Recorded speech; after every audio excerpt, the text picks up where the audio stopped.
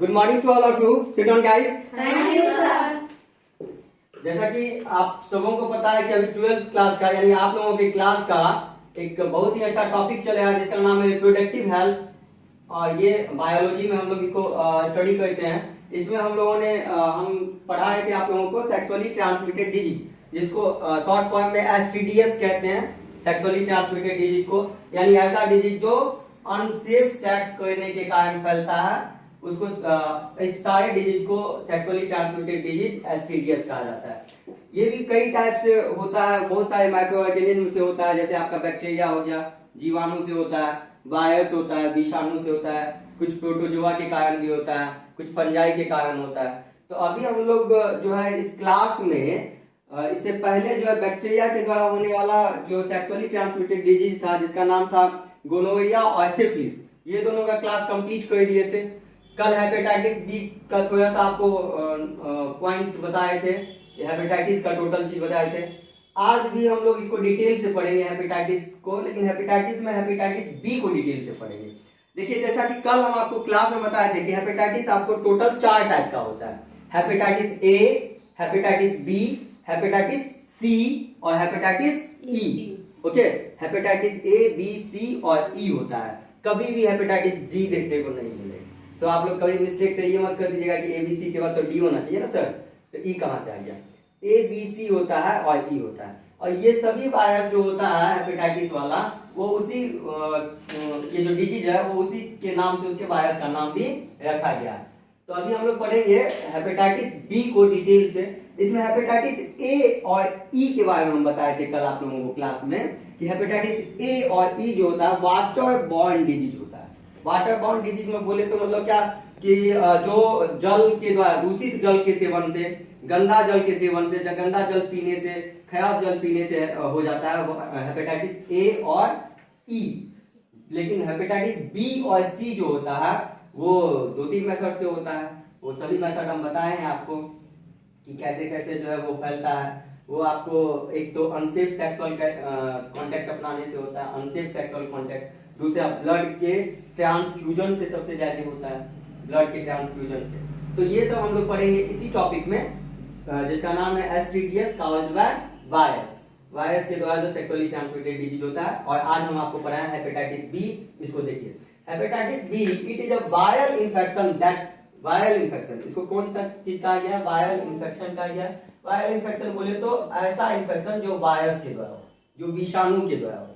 ऐसा इन्फेक्शन जो किसके द्वारा हो, विषाणु के द्वारा हो, वायरस के द्वारा हो, इसीलिए इस इन्फेक्शन का नाम है वायरल इन्फेक्शन। इन्फेक्शन होगा, बीमारी होगी किससे, विषाणु से, तो उसको क्या कहेंगे, वायरल इन्फेक्शन। हेपेटाइटिस बी क्या है, वायरल इन्फेक्शन है। यानी पक्का हेपेटाइटिस बी किससे होता होगा, बैक्टीरिया से होता होगा, बैक्टीरिया से होता होगा नहीं, वायरस से होता है। किससे होता है, वायरस से। अगर बैक्टीरिया से होता तो लिखा हुआ था बैक्टीरियल इन्फेक्शन, वायरस से होया तो क्या लिखा हुआ है, वायरल इन्फेक्शन। तो हेपेटाइटिस बी जो है एक वायरल इन्फेक्शन है। हेपेटाइटिस बी क्या, हेपेटाइटिस का टोटल टाइप, चारों टाइप आपको वायरल इन्फेक्शन ही होता है। इसमें इसके बारे में बताया है कि दैट अटैक्स द लीवर, अच्छे से समझिए। एंड ये जो है ना, ये बीमारी किसको अटैक करता है, किस पे अटैक करता है, लीवर पे, आपके यकृत पे अटैक करता है। लीवर के बारे में हम आपको इंटरेस्टेड फैक्ट बताते हैं कि ह्यूमन बॉडी में जो लीवर पाया जाता है उस पे अगर कोई भी बीमारी अटैक करता है तो लीवर में वो कैपेसिटी होती है कि वो रीजेनरेट कर सके। कल हम रीजेनरेट और ट्रू रीजेनरेशन में बताए थे अंतर। रीजेनरेशन में बताए थे कि फिर से वो ठीक ठाक हो जाएगा, फिर से वो बन जाएगा। तो लीवर अगर डैमेज होता है तो फिर से बन जाता है, लेकिन इतना ना ज्यादा डैमेज हो जाता है लीवर, इसमें इतना ज्यादा डैमेज हो जाता है कि लीवर को बनाने वाली कोशिका ही जो है ना हेपेटाइटिस बी का कारण बन जाती है। ये हम आपको समझाएंगे कि कैसे लीवर को जो ठीक ठाक करने वाली कोशिका जो है, या बॉडी को ठीक करने वाली कोशिका जो है, कैसे हेपेटाइटिस बी का रीजन बन जाता है, ये हम आपको क्लास में बताएंगे। सबसे पहले आप लोगों ने समझा कि यह वायरल इन्फेक्शन होता है, विषाणु के द्वारा होता है। दूसरा समझे कि ये किस पे अटैक करता है, ये बीमारी, ये आपको इस पे जो प्रभावित होता है हमारे बॉडी का, ह्यूमन बॉडी का सबसे बड़ा अंग, तो वो लीवर है। ठीक है, इसके अलावा ये जो होता है आपको एक्यूट और क्रॉनिक दोनों टाइप का डिजीज होता है। हेपेटाइटिस बी एक्यूट और क्रॉनिक दोनों टाइप का डिजीज होता है। अब यहाँ 2 टर्म्स आया है, एक्यूट एंड क्रॉनिक, जो कभी नहीं सुने होंगे आप लोग, हो सकता है फ्यूचर में, इससे पहले पास्ट में नहीं सुने होंगे। हो सकता है। लेकिन आज सुनिए एक्यूट डिजीज क्या होता है और क्रॉनिक डिजीज क्या होता है। एक्यूट डिजीज ऐसे डिजीज को कहते हैं जिसका सिम्टम्स तुरंत देखने को मिल जाए, जिसका लक्षण तुरंत दिख जाए। जैसे किसी को फीवर हुआ, फीवर का पता 1 महीना के बाद चलेगा, तुरंत चल जाएगा। तो फीवर कैसा है? एक्यूट डिजीज है। किसी को सर्दी खांसी हुआ, जुकाम हुआ, तुरंत पता चल जाता है ना, पता है ना, तुरंत पता चल जाता है। किसी को टीबी हो गया, नहीं पता, बहुत लेट से पता चलेगा। ठीक है, एड्स हो गया, पता उसको पता ही नहीं चलेगा कि हम एड्स से ग्रसित हो चुके हैं, समझे ना। तो ऐसा डिजीज जो लेट से जिसका इन्फेक्शन, जिसका पता चले, वो क्रॉनिक डिजीज हो गया। और ऐसा डिजीज जिसका लक्षण तुरंत पता चले, वो एक्यूट डिजीज हुआ। तो ये जो हेपेटाइटिस बी है ना, ये दोनों टाइप से होता है। ये आपको तुरंत भी पता चलता है, और कभी कभी तो ऐसा होता है कि आप हेपेटाइटिस बी से बहुत साल से ग्रस्त हैं और आपको पता ही नहीं है कि हेपेटाइटिस बी आप में है, समझे। और हेपेटाइटिस बी का आप लोग डरिए मत, डरने का रीजन नहीं है। आप लोग इसका पहले ये देखिए कि हेपेटाइटिस बी कैसे कैसे होता है। डिजीज पढ़ाते हैं ना, तो बहुत सारे स्टूडेंट को लगने लगता है कि यही डिजीज हमको होगा, ठीक है, जबकि ऐसी कोई बात उसको होती नहीं है। इसीलिए ये मत समझिएगा। तो सबसे पहले काउज क्या है, इसका रीजन क्या है, क्या क्यों होता है, ये किस वायरस से होता है। तो हम बता रहे थे आपको कि हेपेटाइटिस का जो भी ए बी सी और ई, उसका नाम भी वायरस का नाम उसी से है। यह हेपेटाइटिस बी नाम के वायरस से होता है। अब कोई पूछे आपको कि हेपेटाइटिस बी किसके कारण होता है, क्या बताइएगा? हेपेटाइटिस बी वायरस के कारण होता है, ठीक है। उस विषाणु का क्या नाम है? Hepatitis B. हेपेटाइटिस ए किसके कारण होता होगा? हेपेटाइटिस ए विषाणु के कारण होता होगा। बात समझ में आई? जो डिजीज का नाम है, जो रोग का नाम है, वो कौन सा इसको वायरस फैलाता है, तो उसी वायरस से उसका नाम डाल दिया गया। आसान है, सबसे आसान है दुनिया में, इससे आसान याद करने वाला कोई चीज नहीं है। पूछेगा हेपेटाइटिस सी किसके कारण होता है, सीधा बोल दीजिएगा हेपेटाइटिस सी वायरस के कारण होता है। समझ में आया? अगर पूछेगा हेपेटाइटिस ई किसके कारण होता है, तो आपको बताना है हेपेटाइटिस ई वायरस के कारण होता है। तो ये हेपेटाइटिस बी जो होता है, हेपेटाइटिस बी नाम के विषाणु के कारण होता है, और इसको शॉर्ट फॉर्म में एच बी और भी लिखा जाता है। क्यों लिखा जाता है? एच से हेपेटाइटिस हो गया, बी से बी के लिए हेपेटाइटिस बी, बी से किसके लिए इंडिकेट किया गया? हेपेटाइटिस बी है ना। अगर ए रहता तो क्या होता है? एच ए बी नहीं रहता। अगर सी रहता तो एच सी बी रहता, और अगर डी रहता तो डी नहीं होता। Very good. मुझे तो लग रहा था आप लोगों को क्लास में ध्यान ही नहीं है कि डी होता है कि नहीं। हेपेटाइटिस डी नहीं होता है, हेपेटाइटिस ई होता है, समझे ना। तो यहाँ पे एच ई भी होता, ठीक है। तो ये चूंकि हेपेटाइटिस बी के बारे में भी हम लोग पढ़े हैं, तो ये भी जो विषाणु से होता है उसका नाम है हेपेटाइटिस बी, और इसको शॉर्ट फॉर्म में एच बी भी लिखा जाता है। ओके, एकदम क्लियर, कॉन्सेप्ट क्लियर है? किसी को यहाँ तक कोई प्रॉब्लम? एक्यूट डिजीज किसे कहते हैं? ऐसा डिजीज जिसका लक्षण तुरंत पता चल जाए। क्रॉनिक डिजीज किसको कहते हैं? ऐसा डिजीज जिसका लक्षण बहुत लेट से पता चले, ठीक है। और साथ साथ जो एक ऐसा इन्फेक्शन है, तो वायरल इन्फेक्शन है, विषाणु के द्वारा होने वाला इन्फेक्शन है। किस पे अटैक करता है? ये लीवर पे अटैक करता है। इतना समझने में आप लोगों को कोई प्रॉब्लम नहीं हुआ होगा, तो आगे भी समझने में कोई प्रॉब्लम नहीं होगा अगर आप माइंड को कंसंट्रेट करेंगे बोर्ड की तरफ। अब है कि हाउ टू स्प्रेड, कैसे फैलता है ये। तो फैलने का सबसे मेन रीजन है इसका कि इन्फेक्टेड मेटिंग पार्टनर के साथ अगर आप अनप्रोटेक्टेड सेक्सुअल कांटेक्ट अपनाते हैं तो ये फैलता है। इतना लंबा इंग्लिश लिखे है ना, इतना दिक्कत होगा, इसीलिए अच्छे से समझा देते। यदि कोई व्यक्ति, दो व्यक्ति है, कपल है, शादीशुदा जो है, उसमें से एक वाइफ या हस्बैंड को पहले से हेपेटाइटिस था, और उसके किसी हस्बैंड को है, उसके साथ वाइफ का फिजिकल रिलेशनशिप हो गया, तो ऑब्वियसली हस्बैंड उसको गिफ्ट के रूप में क्या दे देगा? हेपेटाइटिस बी दे देगा, ठीक है। और अगर वाइफ को है, हस्बैंड को नहीं है, ठीक है, तो कहेगी क्या कि लीजिए गिफ्ट स्वामी मेरी तरफ से आपको। कौन सा गिफ्ट? हेपेटाइटिस बी, ठीक है। तो ये होता है आपको कैसे? अनप्रोटेक्टेड सेक्सुअल कांटेक्ट से होता है। वो कांटेक्ट हो सकता है वेजाइनल थ्रू, वेजाइना के थ्रू हो सकता है, एनल के थ्रू हो सकता है, उसके बाद ओरल के थ्रू, ओरल मतलब वो मुंह के द्वारा जो किसिंग होता है उसके कारण हो सकता है, ठीक है, इसके कारण होता है ये। इसके अलावा इन्फेक्टेड पर्सन के ब्लड ट्रांसफ्यूजन से, इसको भी समझिए। सपोज दैट, ठीक है, अगर कोई सेक्स रिलेशनशिप अपनाता नहीं है, सेक्स रिलेशनशिप का मतलब ये नहीं कि आप अपनाना ही नहीं है, सेक्स रिलेशनशिप का मतलब ये हुआ कि इन्फेक्टेड पर्सन अगर होगा तो उसके साथ नहीं अपनाना है, ठीक है, अब आप जानोगे कि कैसे किसके साथ नहीं है, तो उसको तो निश्चित रूप से हेपेटाइटिस बी का टेस्ट करवाना पड़ेगा। और हेपेटाइटिस बी के टेस्ट को हम लोग क्या कहते हैं, ऑस्ट्रेलियन एंटीजन टेस्ट के नाम से जानते हैं, जो हम आपको बताएंगे। पहले तो आप ये जान लीजिए कि इसके अलावे ब्लड के ट्रांसफ्यूजन से होता है। अगर किसी को सपोज है किसी को हेपेटाइटिस बी बीमारी है, तो उसके ब्लड में फैला हुआ है वो बीमारी, पूरा ब्लड में जो इन्फेक्टेड है हेपेटाइटिस बी का जो है ना कीटाणु नहीं, वायरस कहिए, कीटाणु नहीं कह सकते उसको, वायरस जो उसके पूरे ब्लड में ऐसे बुलबुलाया है। अब खुद ये है कि किसी को मिल जाए, इस बीच में जो किसी का एक्सीडेंट हुआ, उसको ब्लड ग्रुप की जरूरत है, सेम आपका ब्लड ग्रुप मैच किया, आप बोले कि हम तो उसका जान बचाने के लिए उसका ब्लड दे देते हैं, हम अपना ब्लड दे देते हैं, उसको जान बच जाएगा।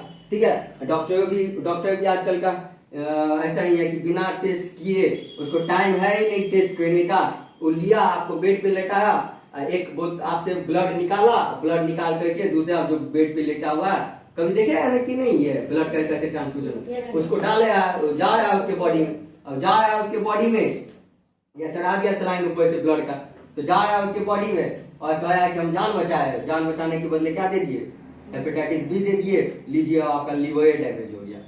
ठीक है, तो अगर किसी से दुश्मनी निकालना है तो उसको कौन सा ब्लड दे दीजिए, हेपेटाइटिस बी वाला दे दीजिए, एड्स वाला ब्लड उसको दे दीजिए, कहिए क्या कि लीजिए आपका जो बने वो दुश्मनी निकल जाएगा, समझे ना।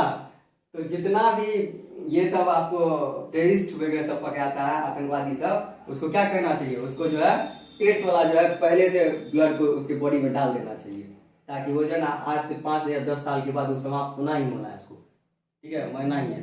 लेकिन हेपेटाइटिस बी जो है ऐसा डिजीज नहीं है जिसका ये नहीं बना है, जिसका आप मतलब क्योर नहीं हो सकते, इससे आप क्योर हो सकते हैं, क्योर होना मतलब ठीक हो सकते हैं। लेकिन एड्स अगर किसी को हो गया तो चूंकि उसका प्रॉपर इलाज अभी तक नहीं है, तो उससे ठीक नहीं हो सकता, उसमें थोड़ा लेट लगता है। तो ये जो आपका हेपेटाइटिस बी है, इससे आप ठीक हो सकते हो। और ये 2 रीजन अभी बताया कैसे होता है, एक तो अनसेफ सेक्सुअल कांटेक्ट के कारण होता है, और दूसरा हम आपको बताया कि ब्लड के ट्रांसफ्यूजन। ऐसा नहीं कि ब्लड के ट्रांसफ्यूजन से, ब्लड में कैसा ब्लड, तो इन्फेक्टेड पर्सन का अगर ब्लड होगा जो पहले से हेपेटाइटिस बी से ग्रस्त होगा, उसके ब्लड के ट्रांसफ्यूजन से हो जाएगा। या ऐसे व्यक्ति को होगा जो निडल का यूज किया, ब्लेड का यूज किया, कट गया, ब्लड का कांटेक्ट हुआ, अच्छा व्यक्ति उसी निडल का यूज किया, ठीक है, और उसके भी ब्लड का कांटेक्ट हो जाता है, हेपेटाइटिस बी हो जाएगा। ठीक है, जैसे डॉक्टर कोई सुई दिया और सुई वो निकाला, आजकल तो यूज एंड थ्रो आ गया। पहले हम लोगों के जमाने में शीशा वाला सुई होता था, डॉक्टर लेता था उसको एकदम बड़ा सा बॉक्स में रखता था, गर्म पानी में धोता था 2-3 बार, सोचता था गर्म पानी से ठीक है। गर्म पानी का टेम्परेचर कितना, पानी का ऊपर बॉइलिंग पॉइंट कितना, 100 डिग्री सेल्सियस। यहाँ वायरस सब जो है 500 डिग्री सेल्सियस पे जीवित रहता है। आप गर्म खोलता हुआ पानी में भी सुई को ये कीजिएगा ना, तो इससे वायरस मरने वाला नहीं है। वायरस कहता है हमको रेसिस्टेंस पावर बहुत ज्यादा है, हम जो है 300 डिग्री सेल्सियस 200 डिग्री सेल्सियस पे जीवित रहते हैं, 100 डिग्री सेल्सियस से हमको कुछ होगा। डॉक्टर पुरनका डॉक्टर सब हम लोगों के जमाने में, बच्चा जब हम थे तो देखते थे कि आता था, ठीक है, वो सुई वाला वही शीशा वाला सुई रखता था, शीशा वाला सुई तो कॉस्टली आता है, और उसको लगा दिया दूसरे पेशेंट पे, और फिर उसको क्या किया, उधर से कहता था गर्म पानी करके आइएगा, सुसुम पानी कीजिएगा, गर्म भी नहीं, हल्का सा गर्म करिएगा तो शीशा वाला सुई है ना फट जाएगा, टूट जाएगा। एकदम थोड़ा सा गर्म पानी किया और उसको 2-3 बार धोया, कहता अब लगाएंगे कि हेपेटाइटिस बी डाल देंगे। ठीक है, तो अब क्या आ गया, अब आ गया आपको यूज एंड थ्रो, ये निडल सुई आ गया, जिसको आप एक बार यूज किए, 1 टाइम यूज कीजिए और उसके बाद उसको डिस्पोजल कर दीजिए, हटा दीजिए। तो ये आपको हेपेटाइटिस बी का जो है 2 रीजन बताया, एक तो अनसेक्सुअल कांटेक्ट मतलब अनप्रोटेक्टेड सेक्सुअल कांटेक्ट के कारण, और दूसरा बताया आपको ब्लड के ट्रांसफ्यूजन के कारण। कम मन आ जाओ, नेक्स्ट आपका है अनक्लीन, सुनिए ध्यान से, अनक्लीन नीडल ब्लेड ईटीसी के कारण होता है। और यह डिजीज जो है, इसके बाद तीसरा रीजन बताएं, थर्ड रीजन वो है आपका कि यदि कोई माँ है,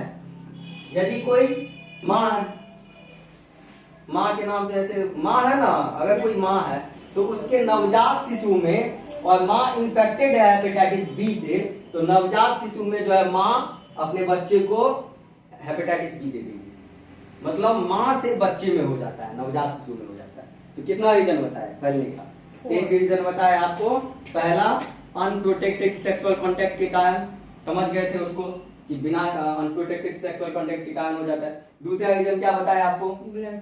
दूसरा रीजन बताया ब्लड के ट्रांसफ्यूजन से।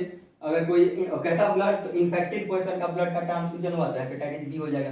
तीसरा रीजन बताया आपको कि ये जो नीडल है, ब्लेड है, कोई भी ऐसा चीज जो ब्लड से कांटेक्ट हुआ, ठीक है, और वो दूसरे स्वस्थ व्यक्ति में भी उसी ब्लड से कांटेक्ट हो गया इन्फेक्टेड पर्सन से, अगर हेल्थी पर्सन में होता है तो ये जो हेपेटाइटिस बी है वो उसमें पहुंच जाता है। और चौथा रीजन बताया, अभी जस्ट क्लास समाप्त होगा तुरंत हम पूछेंगे, ऑनलाइन पूछेंगे, देखिए वीडियो रिकॉर्ड है, सब के साथ पूछेंगे, ठीक है, इसीलिए ध्यान से समझिएगा। और चौथा रीजन बताया कि अगर माँ है और वो हेपेटाइटिस बी से ग्रस्त है तो नवजात शिशु जो है उसको भी हेपेटाइटिस बी हो जाता है। ये इतना तक क्लियर?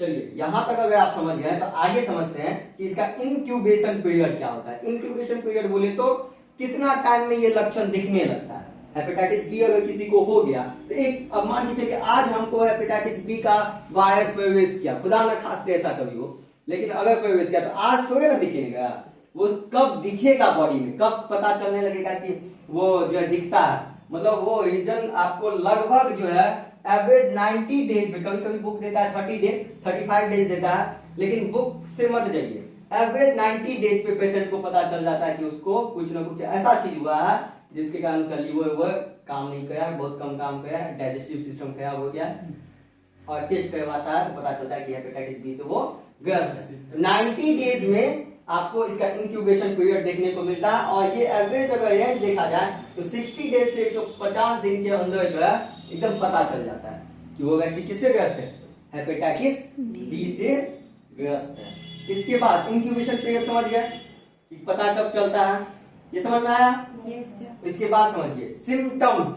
सिम्टम्स मतलब लक्षण, आगे कैसे पता चलेगा कि उस व्यक्ति को हेपेटाइटिस बी हुआ है, ठीक है, उसको जो है हो सकता है डेंगू हो गया होगा, हो सकता है कालाजार हो गया होगा, तो सबका जो है सिम्टम्स अलग अलग होता है, सब बीमारियां ना उसका लक्षण अलग अलग होता है, लेकिन बहुत सारी बीमारियां ऐसा है जिसका लक्षण भी कॉमन होता है, जिसका सिम्टम्स भी कॉमन होता है। जैसे इसमें भी, इसमें आपको एब्डोमिनल पेन होगा, पेट दर्द मचोए के साथ, बहुत पेट दर्द कर रहा है आज, पता नहीं आज से पहले ऐसा पेट दर्द नहीं करता, समझिए जल्दी से जाइए कहाँ, डॉक्टर के पास जाइए, वहां पे ब्लड का टेस्ट करवाइए, समझिए, हो सकता है वो पेट दर्द हेपेटाइटिस बी का सिम्टम्स हो। दूसरा वीकनेस बहुत लगेगा, वीकनेस बहुत लगेगा, आप सब समझते हो, हमको भी वीकनेस बहुत लगता है। वीकनेस आप लोग को इसलिए लगता है क्योंकि आप लोग जो है बैलेंस डाइट नहीं खाते हैं, बैलेंस डाइट समझते हैं ना, ये मत समझिए जो मोटा आदमी बहुत स्ट्रांग है, जो दुबला पतला है वो वीकनेस है, ऐसा बात नहीं है, ठीक है, बात ऐसी नहीं, बात है कि बैलेंस डाइट खाना चाहिए। बैलेंस डाइट मतलब संतुलित आहार, जिसमें सभी प्रकार के प्रोटीन्स, विटामिन, न्यूट्रिएंट्स जो है मौजूद हो, पोषक तत्व मौजूद हो तो वो तो खाते नहीं है, भाग दौड़ की जिंदगी रहती है, जल्दी जल्दी भुज्जा का नाश्ता कर लिए, ये कोचिंग से वो कोचिंग गए, वो कोचिंग से वो कोचिंग गए, पता चला कि सुबह का खाना शाम, शाम का रात, ऐसे करके खाते हो आप लोग। तो ये आपका भाग दौड़ वाला जिंदगी और पॉल्यूशन जितना है, इसके कारण आज हम लोग हेल्दी नहीं हो पाए। तो ये जो आपको एब्डोमिनल पेन मतलब पेट दर्द होगा, वीकनेस होगा, इसका सिम्टम्स है। ज्वाइंट और मसल्स पेन होगा, ज्वाइंट मतलब जोड़ का दर्द होगा, और मसल्स मतलब मांसपेशी का दर्द होगा। अब ज्वाइंट कहाँ है, दो बोन का जो ज्वाइंट होता है, ये ज्वाइंट हो गया, ये वाला चीज ज्वाइंट हो गया, देख रहे हो आप लोग, ज्वाइंट जहां जहां है, दो बोन के बीच में जो ज्वाइंट है, ये वाला आपका फिंगर में भी ज्वाइंट है, ठीक है, यहाँ पे ज्वाइंट है, बहुत सारा ज्वाइंट है, तो ज्वाइंट पेन होगा, लगेगा आर्थराइटिस हो गया, आर्थराइटिस मतलब गठिया हो गया, लेकिन होगा हेपेटाइटिस बी। तो आर्थराइटिस का भी वो सिम्टम्स है, गठिया का भी वही सिम्टम्स है, ज्वाइंट पेन होगा, लेकिन गठिया में, आर्थराइटिस में मांसपेशी में दर्द नहीं होगा, यहाँ पे ज्वाइंट में भी दर्द होगा, मांसपेशी यानी मसल्स में भी दर्द होगा। ये सब जो मसल्स है नहीं, सब बॉडी सॉडी आप लोग का जैसे है, हम लोग में काम है, बॉडी सॉडी में दर्द होगा, मतलब पूरा मसल्स में दर्द होगा, ठीक है, पूरा सुबह उठिएगा तो कहिएगा देह हाथ दर्द कर यार, समझे ना, पूरा मसल्स में दर्द होगा, समझे। तो मसल्स में और ज्वाइंट में दर्द होगा। भूख में कमी, खाने का इच्छा, एक लड़का अभी जस्ट हमको फोन किया था, बोला था क्या कि फोन करके सर हमको जो है ना गए ना, मतलब 5-7 दिन से कुछ खाने का मन ही नहीं करता है। हम बोले जाओ हेपेटाइटिस बी का चेक करवाओ, हो सकता है खाने में मतलब खाने का अगर मन नहीं करा तो कुछ कहीं ना कहीं लीवर से प्रॉब्लम है आपको। कहाँ से प्रॉब्लम है? लीवर से। लीवर जो है आपको एकदम, लीवर लार्जेस्ट ग्लैंड है, पता है ना, तो लीवर जो है आपको डाइजेस्टिव सिस्टम में बहुत अहम भूमिका निभाता है। लीवर इन्फेक्शन हो गया तो मतलब डाइजेशन करेगा कौन, उसको मन ही नहीं करेगा खाने का। तो इसका मतलब है आपको कि भूख में भी कमी होगी, ठीक है। उसके बाद फीवर लगेगा टाइम टू टाइम। अब फीवर लगा, आप कालाजार का टेस्ट करवा के आए, डेंगू का आए, निगेटिव रिजल्ट आया, आपको पता चल ही नहीं रहा है कि वो जो है फीवर फीवर वो भी बीमारी है, डिजीज है, ठीक है। कालाजार, डेंगू, और उसके बारे में भी एक अलग से क्लास अभी ले है ना डिजीज वाला टॉपिक, तो उसमें भी कालाजार और डेंगू के बारे में बताएंगे, ठीक है। तो ये फीवर आपको कालाजार और डेंगू का निकला ही नहीं, डॉक्टर बोला कुछ नहीं है तुमको तो ऐसे ही फीवर। अरे यार कम से कम हेपेटाइटिस बी का भी तो टेस्ट करवा लो, हो सकता है कि कालाजार डेंगू नहीं होगा, हेपेटाइटिस बी होगा, क्योंकि फीवर भी इसका सिम्टम्स है। फिर थकान लगेगा, जी मिचलाना समझते हैं, अपना लोगों की तरफ चलता है, सीबीएसई बोर्ड की तरफ नहीं चलेगा, जी मिचलाना समझेगा ही नहीं। जी मिचलाना मतलब बार बार जो है ना वॉमिटिंग जैसा मन करना, थूक आना, ठीक है, समझे ना, मन जो है वो एकदम पूरा लगेगा क्या कि कुछ खाने का मन नहीं करेगा, बार बार ये हो रहा है, तो समझिए कि हेपेटाइटिस बी का। इसके बाद आगे समझिए, ये जो पॉइंट है इससे डॉक्टर समझता है कि उसको लगता है उस व्यक्ति को हेपेटाइटिस बी हो गया, वो है गहरा पीला रंग का यूरिन आना। यूरिन मतलब मूत्र विसर्जन होगा, और अगर वो डीप येलो है, सरसों के तेल के जैसा आपको येलो कलर का यूरिन निकल रहा है, तो तुरंत उठिए जाइए डॉक्टर के पास, यूरिन टेस्ट करवाइए, उससे भी हेपेटाइटिस बी और ब्लड टेस्ट करवाइए, तो पता चलेगा कि हेपेटाइटिस बी का जो सिम्टम्स है कि नहीं। तो वो जो है आपको गहरा पीला रंग का यूरिन आना एवं जॉन्डिस हो जाना। अब उस व्यक्ति को पहले तो जॉन्डिस होगा, जॉन्डिस मतलब समझते हैं ना, पीलिया, पांडव जो थे, पांडव के पिता पांडु जो थे, वो पीलिया रोग से ग्रस्त थे बचपने से। जॉन्डिस जिसको हो जाता है आंख लाल होता है, डॉक्टर ऐसे चेक करता है ना, कभी गए आपका आंख, ये नहीं सोचेगा कि डॉक्टर को आपका आंख अच्छा लगता है, आपके आंख से वो पता चलता है कि जो उसको जॉन्डिस है कि नहीं है, उसको पीलिया है कि नहीं है, डॉक्टर ऐसे चेक करता है। तो जॉन्डिस का हो जाना जो है इसका, इसके बाद जॉन्डिस हो जाएगा, जॉन्डिस जो है हेपेटाइटिस में बदल जाएगा। फिर टेस्ट और डायग्नोसिस ध्यान से समझिए, ये सब टर्म्स आपको मिलेगा मेडिकल वगैरह सब चीज में, कि डायग्नोसिस लिखा हुआ आएगा, जहां पे डायग्नोसिस होगा इसका मतलब ये मत समझिए कि वहां पे डॉक्टर बैठा हुआ है, डायग्नोसिस होगा इसका मतलब वहां पे टेस्ट करने वाला आदमी बैठा हुआ है। ब्लड टेस्ट होता है ना, ब्लड टेस्ट जो भी टेस्ट होता है, टेस्ट, यहाँ डायग्नोसिस मतलब उसका टेस्ट करने वाला। तो इसका जो टेस्ट है ये ऑस्ट्रेलियन एंटीजन टेस्ट, ऑस्ट्रेलिया से याद रख लीजिएगा, ऑस्ट्रेलिया एक देश है ना, उससे याद रख लीजिएगा कि ऑस्ट्रेलियन एंटीजन टेस्ट, इसका तो टेस्ट ही यूनिक है, इसका नाम पूछ देगा एग्जाम में आप लोगों को 12th क्लास के बोर्ड एग्जाम में, कि ऑस्ट्रेलियन एंटीजन टेस्ट किस डिजीज के लिए करवाया जाता है। Hepatitis B. हाँ, इससे पहले जानते थे, आज से पहले नहीं ना। तो हेपेटाइटिस बी के लिए ऑस्ट्रेलियन एंटीजन टेस्ट करवाया जाता है, और साथ साथ ब्लड टेस्ट तो होता ही होता है। थेरेपी मतलब इसका उपचार, कैसे बचेंगे, क्या यह क्यूरेबल डिजीज है या नॉन क्यूरेबल डिजीज है, आदमी का जान ले लेता है। तो कब अभी इंडिया में, अपने इंडिया में हेपेटाइटिस बी बहुत आदमी को होता है, और इंडिया का सबसे ज्यादा तो इफेक्टेड अपना पड़ोसी देश चाइना होता है, ठीक है। बहुत सारे देश हैं जो इससे ज्यादा इफेक्टेड है, चाइना है, इंडिया है, और भी कई देश है। तो इंडिया में भी होता है, अपने देश में भी होता है। तो ये जो आपका इसका ये थेरेपी, उसमें सबसे पहले कि आपको शुरू में कहता है कि हेपेटाइटिस बी का जो है ना टीका लगा लीजिए, टीका मतलब वैक्सीन लगा लीजिए। आपको हुआ वैक्सीन तब लगाया जाता है, एक वैक्सीन तब लगाया जाता है जब आपको डिजीज नहीं होता है, उससे पहले लगाया जाता है। जैसे पोलियो, क्या पोलियो होने के बाद जो है वैक्सीन लगता है? नहीं, पोलियो से पहले वैक्सीन दो तरह से लगता है, या तो ओरल रूप से पिला देता है बच्चा सबको, मुंह से खोल करके अब पिला दिया, जबरदस्ती को पिला दिया, तो वो भी वैक्सीन ही है, वो क्या है? वैक्सीन है, वो मत समझिएगा। उसके बाद या सुई के माध्यम से, पहले पुराना जमाने के आदमी सबको, जैसे मनीष को देख लो, 1980 का जन्म हुआ, तो ये सब क्या है, ये सब सुई लगा हुआ है वैक्सीन का। वो जो वैक्सीन होता है पोलियो का, उस वैक्सीन में सुई का छाप आ जाता है, ठीक है, देख लेना उसको, उसका है तो वो छाप है। तो हम लोगों के समय में ऐसा नहीं था, हम लोग के समय आ गया था क्यों, ठीक है, हम लोग जो है न्यू है, समझे ना, तो हम लोगों के समय ड्रॉप आ गया था। देखिए ध्यान से, तो ये इसमें जो है वैक्सीन आपको क्या होता है, लगता है वैक्सीन अगर लगा लीजिए, वैक्सीन में भी 3 डोज लगाना है लगभग, शायद डॉक्टर आपको ज्यादा अच्छे से जानते होंगे, हमारे स्कूल में आया था एक बार, कहा था हेपेटाइटिस बी का वैक्सीन लगाइए, 10-10 रुपए दीजिए, हम लोग दिए सब टीचर्स मिलके 10-10 रुपए, और पता चला कि एक वैक्सीन लगाया, दूसरी बार गायब हो गया, ठीक है। तो उसका प्रॉपर जो उसका 3 या जो भी वैक्सीन लगता है उसका, वो आपको 3 वैक्सीन शायद लगता है, और वो आपको लगाना है, शायद नहीं, आप कंफर्म हो लीजिए। फिर आपका एंटीवायरल मेडिसिन, अगर किसी को हो गया, ये तो पहले से है ना, मतलब कि अगर नहीं हुआ है तब कैसे बचेंगे, तो वैक्सीन लगा के बचेंगे। अगर किसी को हो गया तब क्या करेंगे, तब आप एंटीवायरल मेडिटेशन, ये मेडिक्शन मतलब समझते हैं, डॉक्टर की सलाह के द्वारा लिया गया दवाई को मेडिक्शन कहते हैं। ठीक है, आप दो तरह से दवाई खरीदते हो, जाते हो कहाँ, मेडिकल शॉप में, और कहते हो कि हमको ये हो गया, तो डॉक्टर तो है नहीं, वो जो है उस तरह का फीवर हो गया, फीवर का दवाई दे देते, पैरासिटामोल दे देते, कुछ भी दे देते, ठीक है ना।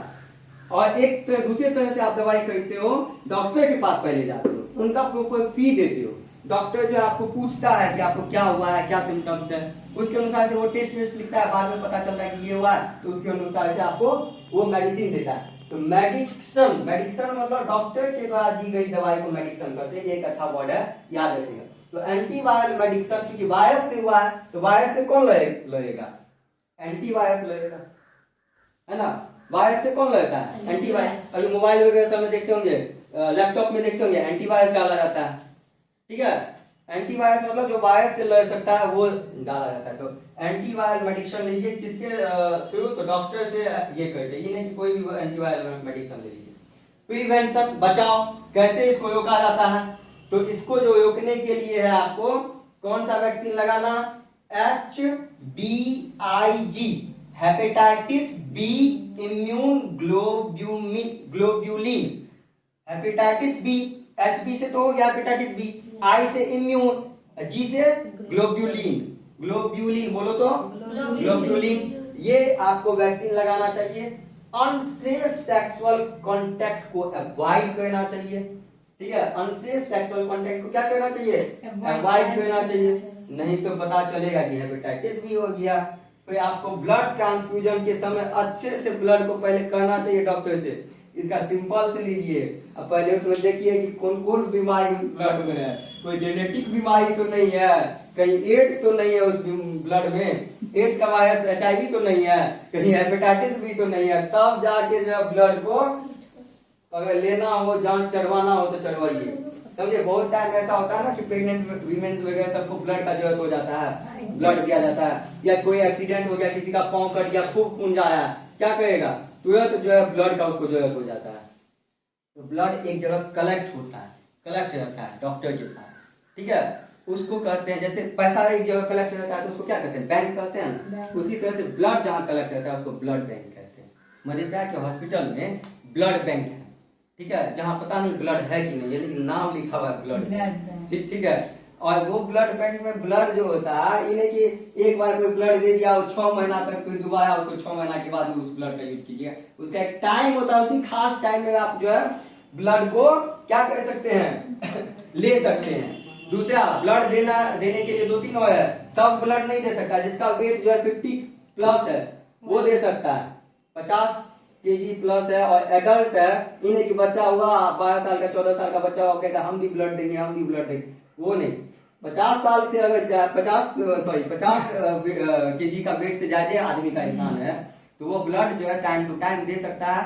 ब्लड देने से किसी तरह का कोई दिक्कत नहीं, कोई कमी नहीं। 120 दिन में फिर आपको IBC बन जाएगा, ठीक है, 5 से 7 दिन में आपको IBC, WBC, प्लेटलेट्स ये सब बन जाता है। ब्लड जो डेथ हो जाता है, 120 नहीं दीजिएगा ना आप, 120 दिन के बाद आपका IBC डेथ, समझे, WBC डेथ, प्लेटलेट्स डेथ, समझे, सब ब्लड बनते रहता है, डेथ करते रहता है। ये मत समझिएगा कि एक बार जो ब्लड बना हुआ है बॉडी में वही ब्लड है, ऐसा नहीं है। ब्लड बना, ब्लड जो है कुछ दिन के बाद क्या हो गया, समाप्त हो गया। हमारी बॉडी में ब्लड बनता है और कहाँ बनता है, तो बोन मेरो में बनता है। ये भी क्वेश्चन पूछता है कि ब्लड का निर्माण कहाँ होता है, अस्थि, पीटेंगे, ठीक है, कह देंगे स्प्लीन में तो ब्लड का निर्माण होता है। ब्लड बनता है आपको बोन मेरो में, अस्थि मज्जा, चिकन मटन वाले पता होगा उसको, वो जो खाते हैं काला काला जो दिखता है अंदर में, उसको जो चूसते हैं अच्छा लगता है, ठीक है, वही अस्थि मज्जा है, ठीक है, वही है बोन मेरो। तो बोन मेरो में ब्लड बनता है। तो यहाँ तक आपका कंप्लीट। प्रिवेंशन कैसे है, HBIG, hepatitis B immune globulin, क्या देगा, ग्लोब्यूलिन, क्या है ग्लोब्यूलिन, ग्लोब्यूलिन।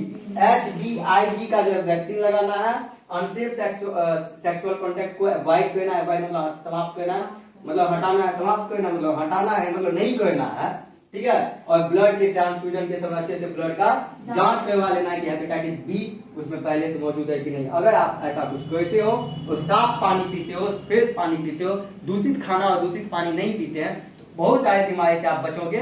उसमें हेपेटाइटिस ए और ई तो हो, उससे भी बचेंगे और साथ साथ बहुत सारी बीमारी से बचेंगे। तो आज आप लोगों को हेपेटाइटिस बी के बारे में टोटल डिटेल्स हम बताए हैं। शायद हमको लगता है कि आज की क्लास में आप लोगों ने हेपेटाइटिस बी को अच्छे से घोल के पी लिया होगा। और मिलेंगे अब नेक्स्ट क्लास में, तब तक के लिए जय हिंद, बाय बाय।